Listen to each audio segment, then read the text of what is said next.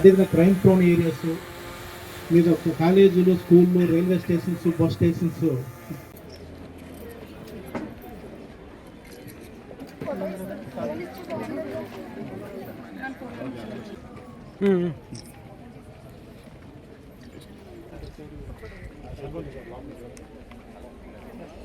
రండమ్మా.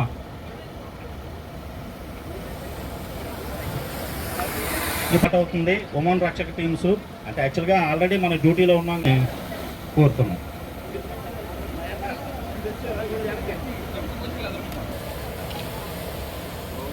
Okay sir, thank you sir, thank you sir, thank you. కొద్ది claps కొట్టండి అమ్మా, క్లాప్స్ కొట్టండి ప్లీజ్.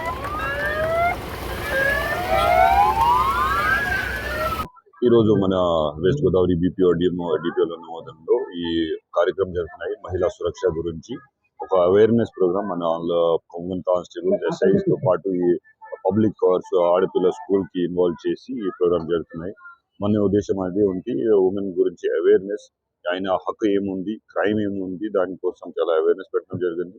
అది సిగ్గుపడి లేకుండా how to approach police easily, మన వాళ్ళకి ఎస్ఐకి, సిఐకి లేకపోతే ఈజీలీ ఉమెన్ కానిస్టేబుల్ కి అప్రోచ్ చేసి వేరే crime is organise, either teasing జరుగుతున్నాయి, వైలెన్స్ ఇన్సైడ్ ది హౌసెస్ జరుగుతున్నాయి, but for bit this molestation కానీ, హెరాస్మెంట్ కానీ, రేప్ ఉంటే, సమ్ కేసెస్ మర్డర్ ఉంటే ఇమీడియట్లీ రెస్పాండ్ చేయాలి. So we will be able to detect.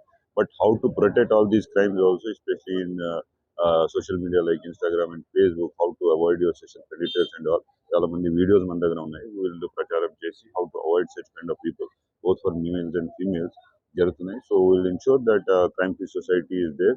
Especially women should feel safe and free. ఏమైనా time, రాత్రి టైంకి, మధ్యాహ్నం టైంకి ఫ్రీగా ఉంటే, whether they are going to school, college, bazaar వెళ్తే, or doing their work at home, they should feel free and safe. That is the ఉద్దేశం of West Godavari Police, and we seek cooperation మన media మిత్రులు, ప్రజలకు in this cooperation endeavor. Thank you.